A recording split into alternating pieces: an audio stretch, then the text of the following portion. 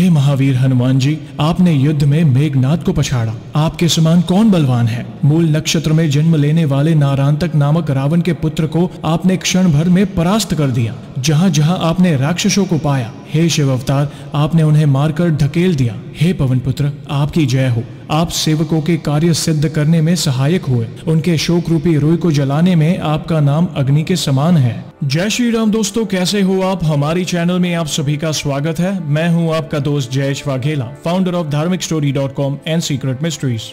दोस्तों, आज का अनुभव उन लोगों के सवालों का जवाब है जो कहते हैं कि लड़कियां या महिलाएं हनुमान जी की भक्ति नहीं कर सकती। आखिर क्या हुआ था इस भक्त को और कैसे हनुमान जी ने उनकी सहायता की, जिसे जानकर आपके रोंगटे खड़े हो जाएंगे। तो ध्यान से इस अनुभव को देखिए और समझिए। मेरा नाम वैशाली है और मैं नासिक सिटी से बिलोंग करती हूँ। प्रोफेशन से मैं एक सॉफ्टवेयर डेवलपर हूँ और पुणे की एक MNC कंपनी में जॉब करती हूँ। सबसे पहले जयेश भाई, मैं आपको धन्यवाद करना चाहती हूँ जो आपने लोगों में भक्ति भाव जागृत करके लोगों को हनुमान जी का मार्ग दिखाया और ना जाने कितने लोगों की जिंदगी आपने बदली है। आपके इस कार्य के लिए मैं आपको जितना धन्यवाद करूं उतना कम है। आज मैं आपसे अपना अनुभव शेयर करना चाहती हूँ। मुझे लगता है कि मेरे इस अनुभव से कई लड़कियों को हनुमान जी की शक्तियों का आभास होगा और वो कभी भी कहीं भी किसी भी सिचुएशन से लड़ सकती है। जब मैं पुणे शिफ्ट हुई तो वो मेरे लिए बिल्कुल ही नया शहर था। मैं पहली बार नासिक सिटी छोड़कर जॉब के लिए पुणे आई थी। पुणे के कोथरूड एरिया में मैंने और मेरे साथ जो 3 लड़कियां और थी जो बाहर से पढ़ने आई थी, हमने इस एरिया में रहने के लिए एक फ्लैट लिया। कुछ महीने बाद मेरी रूममेट्स बता रही थी कि रात के समय उन्हें किसी के आने का आभास होता है और पायल की आवाजें आती है। मैंने जब सुना तो मैंने उन बातों को इतना सीरियसली नहीं लिया, लेकिन एक दिन जब मेरे तीनों रूममेट्स रूम पर नहीं थे, तब रात को मैं अकेले रूम पर सो रही थी और अचानक मुझे वो बात याद आई जो मेरे रूममेट्स ने बताई थी। और मुझे पता नहीं ये बात सच थी या नहीं, लेकिन डर के मारे मुझे भी घबराहट होने लगी और जब आंखें बंद करती तो लगता था कोई आ न जाए। उसी बीच मुझे हनुमान चालीसा के बारे में याद आया। मैं बचपन से ही हनुमान जी को मानती थी और हर रोज स्कूल जाते वक्त उनके दर्शन करके ही जाती थी। हनुमान चालीसा हमेशा मेरी बैग में रहती थी। मैंने उसी वक्त उठकर 3 से 4 बार हनुमान चालीसा का पाठ किया और उसी वक्त मुझे अंदर से एक अलग ही ऊर्जा महसूस होने लगी। डर तो मानो चला ही गया था और उसी दिन से अकेले सोने पर मुझे कभी डर नहीं लगा, मानो जैसे हनुमान जी ने ही मेरे अंदर से सारा डर निकाल दिया हो। ये मेरा पुणे में पहला अनुभव था। बाद में कुछ महीनों बाद एक ऐसी सिचुएशन आई जिससे मेरे पैरों तले जमीन खिसक गई। रात के टाइम मेरे रूममेट्स बाहर अपने बॉयफ्रेंड्स के साथ घूमने जाती थी और इसी वजह से मैं रात को कई बार अकेले रही हूँ। एक रात जब मैं नींद में थी तब रात के 3 बजे कोई मेरे रूम का डोर खटखटाता था। मेरी आंखें खुली और मैं डर गई कि इतनी रात को कौन हो सकता है, क्योंकि तब मेरी रूममेट्स पुणे के बाहर गई थी तो उनके होने का सवाल ही नहीं था। और वो इंसान 1 से 1.5 घंटे तक मेरे रूम का दरवाजा खटखटाता था, लेकिन मैंने दरवाजा नहीं खोला। वो रात तो मैंने किसी तरह निकाल ली, लेकिन फिर दूसरे दिन रात को मेरे साथ फिर से यही रिपीट हुआ। मैं बहुत परेशान हो गई और घबराने लगी। उसी एरिया में मेरे ऑफिस का एक लड़का रहता था। मैंने उसे ये बात बताई तो उसने इस बात को सीरियसली नहीं लिया और कहा, कुछ नहीं, तुझे आभास हुआ होगा।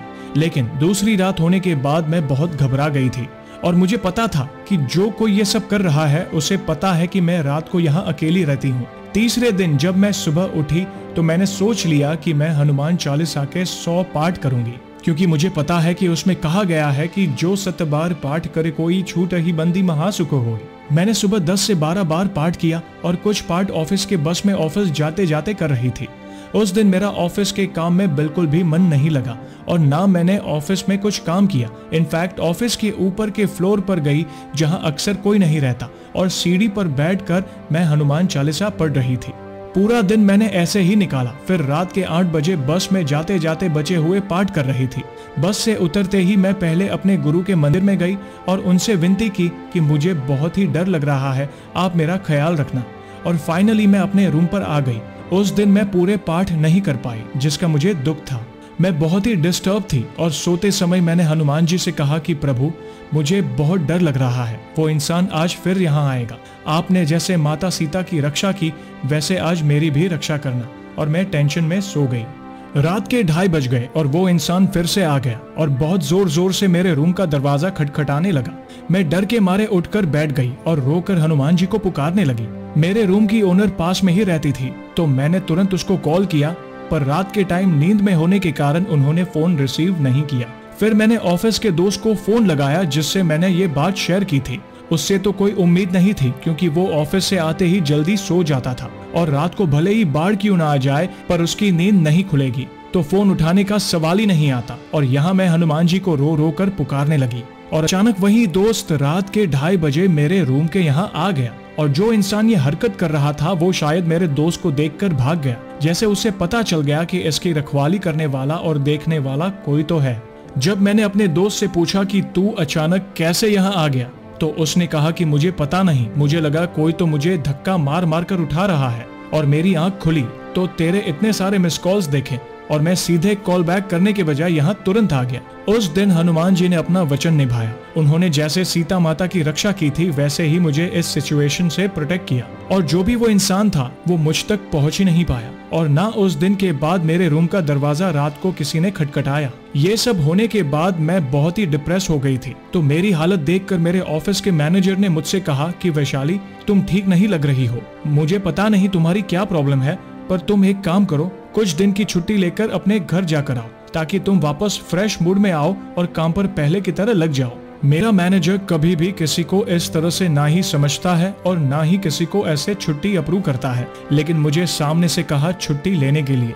जब मैं घर आई तो बचपन से जिस हनुमान जी के मंदिर जाया करती थी उस मंदिर में गई और बहुत रोई और मुझे याद आया कि मैं स्कूल के टाइम हनुमान जी को राखी बांधती थी और हनुमान जी ने उस राखी का फर्ज निभाया। आज मैं हर एक लड़की से कहना चाहूंगी कि वो अपनी सिक्योरिटी के मामले में हमेशा सतर्क रहे और हर एक लड़की में हनुमान जी की भक्ति हो तो कोई भी उनको छूना तो दूर उनका बाल भी बांका नहीं कर पाएगा। तो दोस्तों देखा आपने, हमारे प्रभु बहुत ही दयालु हैं। वे कभी भी अपने भक्तों में भेदभाव नहीं करते, उनके लिए हर भक्त समान है।